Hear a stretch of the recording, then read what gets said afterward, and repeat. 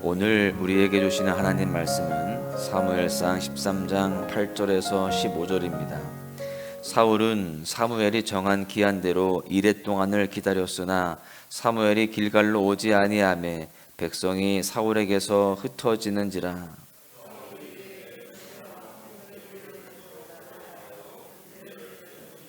번제 드리기를 마치자 사무엘이 온지라.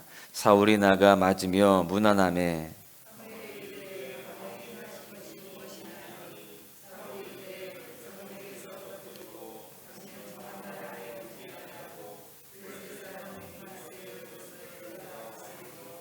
이에 내가 이르기를 블레셋 사람들이 나를 치러 길갈로 내려오겠거늘 내가 여호와께 은혜를 간구하지 못하였다 하고 부득이하여 번제를 드렸나이다 하니라.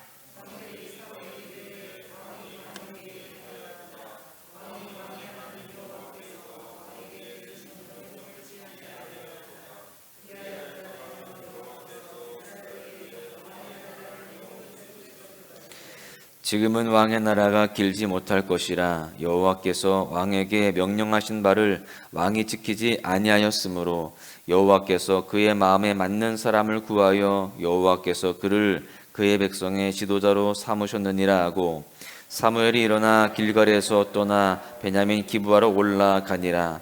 사울이 자기와 함께한 백성의 수를 세어보니 600명 가량이라. 아멘. 할렐루야.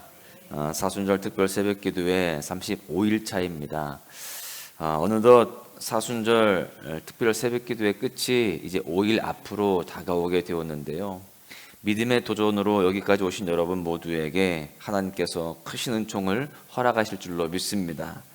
오늘도 말씀과 기도로 하루를 시작하시는데 오늘 하루 하나님의 은혜의 손길을 구체적으로 느끼는 복된 하루 되시기를 주님의 이름으로 간절히 축원합니다.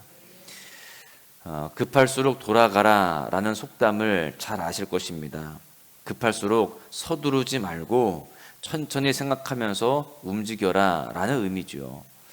한국에만 이 속담이 있는 것이 아니고요, 동서양을 막론하고 많은 나라들이 급할수록 서두르지 말아라 라는 뜻의 속담을 가지고 있다고 합니다. 그만큼 우리 인생에 급한 일들이 많다는 뜻이겠죠. 그리고 우리가 서두르다가 문제를 더 키우는 경우도 많다는 것입니다. 오늘 본문에서 사울 왕도요, 급하게 일을 처리하다가 사고를 치고 맙니다. 이스라엘 백성들이 블레셋의 엄청난 병력을 보고 겁을 먹어서 도망치기 시작하는 거예요. 그러자 사울의 마음이 조급해졌습니다. 흩어지는 백성들을 보고 불안해졌던 것이죠. 그래서 도망가는 백성들을 붙잡기 위해서 무슨 일이든 해야만 되었습니다.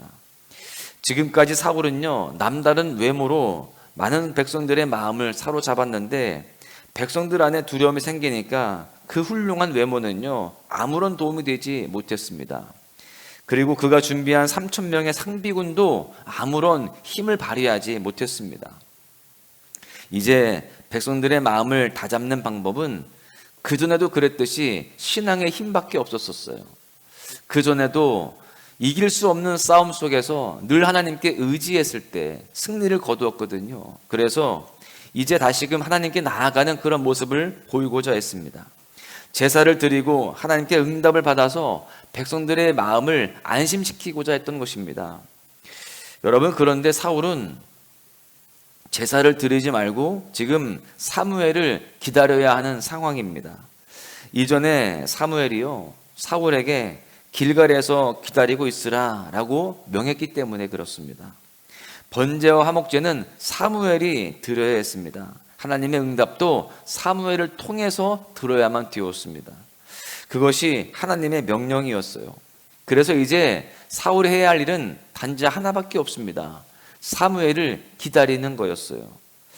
하나님이 사울에게 원하시는 것은 어떤 행동을 취하는 것이 아니라 약속을 믿고 기다리는 것이었습니다. 그런데요, 우리가 이미 말씀을 통해서 확인했지만 사울은 그렇게 기다리지 못합니다. 사무엘이 조금 늦는 것 같으니까 사무엘 없이 하나님께 자신이 직접 번제를 드리게 됩니다. 본문 8절과 9절에 보십시오. 사울은 사무엘이 정한 기한대로 이레 동안을 기다렸으나 사무엘이 길갈로 오지 아니하매 백성이 사울에게서 흩어지는지라.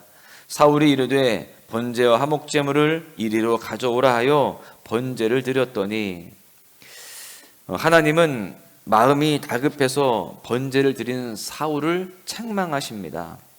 그저 가볍게 지나가는 것처럼 하는 그런 책망이 아니었어요. 망령되이 행했다라고 말씀하시면서 그의 나라가 길지 않을 것이다라고 말씀합니다. 왕의 자리를 내려놓게 하겠다라고 하는 엄중한 그런 책망, 이 메시지를 주시는 겁니다. 우리의 눈에는요, 사울이 다급해져서 제사를 드린 것이었기 때문에 그렇게 큰 잘못은 아니다라는 생각이 들 수도 있습니다. 오히려 사무엘이 왜 이렇게 늦게 왔을까라는 그런 생각이 들기도 하죠. 여러분, 그러나 하나님은 약속을 기다리지 못하고 명령을 어긴 사울의 잘못을 매우 중한 것으로 여기셨습니다.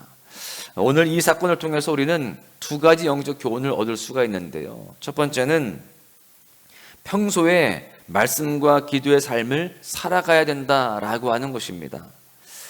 사울이 쳐들어오는 그 블레셋의 군대를 보면서 또 흩어지는 백성들을 보면서 당황해한 것은 어찌 보면 당연한 모습입니다. 그런 상황에서 어떤 누가 당황하지 않겠습니까? 나에게 닥쳐오는 문제는 너무나 큰데 또 나의 상황들은 더 오히려 안 좋아지고 있습니다. 여러분, 그럴 때 다 당황해하죠. 위기의 순간에는 누구나 마음이 흔들릴 수 있습니다. 그러나 아무리 다급했어도요, 사울은 기다려야 했습니다. 하나님이 하지 말라고 하셨기 때문에 아무리 급해도 제사를 드리면 안 되었던 것이죠. 차라리 발을 동동 구르면서 소리를 지르는 그런 나약한 모습을 보인다 할지라도, 그래서 백성들 앞에서 체면은 좀 구겨졌다 할지라도 그렇게 했어야 되었습니다. 그게 차라리 나은 것이죠. 그러나 그는 하나님의 명령을 어기고 맙니다. 인내하지 못해요. 사울의 가장 큰 단점은 어찌 보면 조급함이었습니다. 사울은 궁지에 몰릴 때마다 이렇게 항상 조급한 모습을 보이거든요. 그렇다면 사울은 왜 이렇게 인내하지 못하고 조급했을까요? 하나님을 신뢰하지 못했기 때문에 그렇습니다. 약속의 말씀을 굳게 믿지 못했기 때문에 그는 그 조급함을 극복하지 못하는 거예요. 우리는 위기의 때에 인내할 수 있는 사람이 되어야 할 줄로 믿습니다. 여러분, 그렇다면 어떤 사람이 그렇게 인내할 수 있을까요? 그런 위기 상황 가운데도 하나님의 뜻을 기다리며 그렇게 주님 앞에 나아갈 수 있을까요? 바로 믿음이 견고한 사람이 인내할 수 있습니다. 약속의 말씀에 대한 확신이 있을 때에 인내할 수 있다는 것입니다. 여러분, 그러면 말씀에 대한 확신은 누가 얻을 수 있을까요? 어떻게 얻을 수 있을까요? 평소에 말씀을 읽고 묵상하는 사람들입니다. 평소에 말씀을 가까이 하지 않는 사람은요, 말씀에 대한 확신을 얻을 수가 없습니다. 사울은 평소에 하나님의 말씀에 관심이 없는 사람이었습니다. 위기 때만 하나님을 찾는 사람이었죠. 그렇기 때문에 위기의 순간에 약속의 말씀을 믿지 않았던 것입니다. 평소에 말씀을 가까이 해야 말씀이 삶에서 뿌리를 내려서 굳건한 확신을 갖게 되게 되는 것입니다. 그래서 우리 믿는 사람들은 급할수록 하나님께 물어야 됩니다. 급할수록 하나님의 뜻을 구해야 됩니다. 여러분, 그렇다면 어떤 사람이 위급한 상황에서 침착하게 하나님께 물을 수 있을까요? 평소에 하나님께 묻는 사람이 바로 그렇게 위기의 때도 하나님께 물을 수 있습니다. 평소에 성령보다 기도보다 앞서지 않도록 노력하는 사람이 위기의 순간에도요, 성령보다 기도보다 앞서지 않을 수 있는 것입니다. 평소에 기도하지 않으면 위기의 때에 어떻게 기도해야 할지 몰라서 당황해야 합니다. 그래서 인간적인 행동으로 조급함으로 실수하게 되어지고 하나님의 뜻과 멀어지게 되는 것이죠. 그러나 평소에 무릎 꿇는 사람은요, 위기의 순간에 더 구체적으로 기도할 수 있습니다. 더 간절히 매달릴 수 있는 거예요. 붕 떠 있는 막연한 기도가 아니라 더 단단한 기도가 나오게 되어지는 겁니다. 여러분, 평소 실력이 중요합니다. 이 새벽에 나오신 분들은 평소에도 이렇게 말씀과 기도로 하루를 시작하시는 분들이기 때문에 그런 모든 위기 가운데에 조급해하지 않을 줄로 믿습니다. 더 단단한 기도로, 더 믿음 있는 기도로 주님 앞에 부르짖음으로 인하여서 오히려 승리를 거두게 될 줄로 믿습니다. 위기의 때에 더 빛을 발하는 복된 삶이 될 줄로 믿습니다.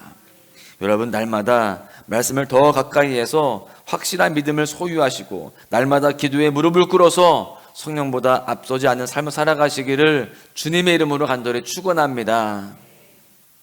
두 번째는요, 하나님 마음에 맞는 사람은 순종의 사람이다 라고 하는 것입니다. 본문 14절을 보십시오. 지금은 왕의 나라가 길지 못할 것이라 여호와께서 왕에게 명령하신 바를 왕이 지키지 아니하였으므로 여호와께서 그의 마음에 맞는 사람을 구하여 여호와께서 그를 그의 백성의 지도자로 삼으셨느니라 하고, 하나님은요 사울의 나라가 오래가지 못할 것이다 라고 말씀하신 후에 이스라엘을 다스릴 다른 사람을 구하겠다라고 말씀하십니다. 그리고 그 사람은 하나님의 마음에 맞는 사람이라고 소개하세요. 누굴까요? 바로 다윗입니다.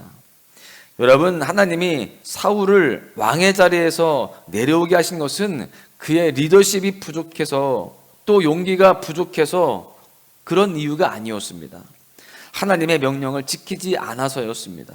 그리고 하나님이 다윗을 왕으로 그렇게 선택하신 이유도 보시면요, 그가 하나님의 마음에 맞는 사람이었기 때문에 그렇습니다. 다르게 표현하자면 다윗은 하나님께 순종하는 사람이었습니다. 여기에서 우리는 하나님이 왕으로 세우시는 명확한 기준이 있다는 것을 발견하게 되죠. 하나님은요, 당신의 말씀에 순종하는 사람을 왕으로 세우십니다. 이것이 바로 가장 중요한 왕의 자질이었어요. 이스라엘의 왕은 일반적인 왕과 달라야 했습니다. 다른 나라의 왕은 리더십이 훌륭하거나 또는 용기가 있거나 또 외교에 탁월하거나 어떤 그런 능력을 가진 사람들이어야 되었습니다. 그런 매력이 있고 훌륭한 면이 있어야 나라를 더 풍요롭게 하고 또 백성들의 마음을 더 안심시킬 수가 있었던 것이죠. 여러분, 그렇게 할 때에 사람들 위에 오랫동안 군림할 수 있었고 또 그러면서 자기가 더 많은 것들을 누릴 수가 있었을 것입니다. 그런데 이스라엘의 왕은 그렇지 않았습니다. 이스라엘의 왕은 하나님의 대리 통치자라는 정체성을 분명히 해야 되었습니다. 나라를 강하고 풍요롭게 하는 것보다 하나님께 순종하는 것에 더 집중했어야 되었습니다. 백성들의 마음을 얻는 것보다 하나님의 마음을 얻는 것에 더 관심을 가졌어야 되었어요. 이스라엘의 왕은 자신의 왕권이 하나님으로부터 왔음을 분명히 인식하고 하나님의 뜻대로 나라를 다스려야 했다라는 것입니다.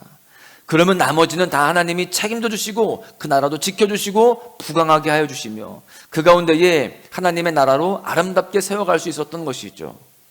여러분, 지금도 마찬가지입니다.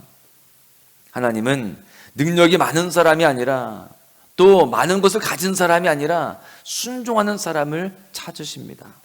하나님은 외모가 훌륭하거나 또 학벌이 좋거나 돈이 많은 사람이 아니라 말씀에 순종을 잘하고 하나님의 이름을 높이고 하나님의 마음으로 사람을 대하는 사람을 기뻐하신다라고 하는 것입니다.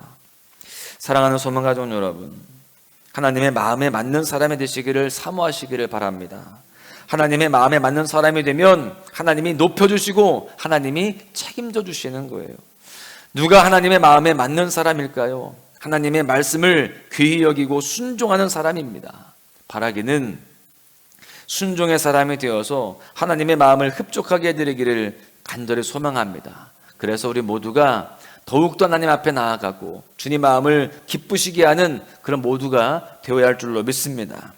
말씀을 맺겠습니다. 우리는 평소에 말씀과 기도의 사람이 되어야 됩니다. 말씀을 가까이 해야 믿음이 견고해집니다. 평소에 기도의 무릎을 꿇어야 성령보다 앞서지 않을 수가 있습니다. 그리고 우리는 순종의 사람이 되어야 됩니다. 하나님은 잘난 사람이 아니라 뭔가를 많이 가진 사람이 아니라 순종의 사람을 찾으십니다. 순종의 사람을 기뻐하시죠. 그런 사람이 하나님의 마음에 맞는 사람이고 하나님이 기뻐하시는 그런 삶입니다.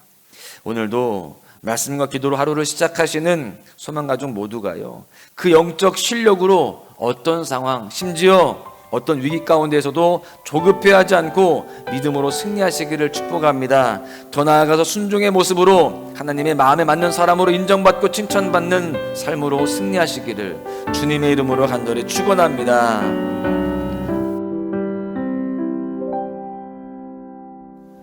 어제와 다른 괴로움과 슬픔, 깊은 탄식에 기도할 수 없고,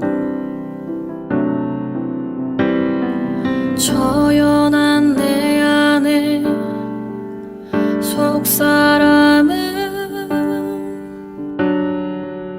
주를 보지만 말하지 못하네. 나를 악한 자로 보지 않고 나의 원통한 그 맘을 아시니, 오직 나의 주, 내 주의 사랑이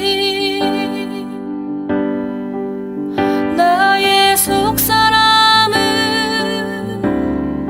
고쳐주시네. 주의 사랑이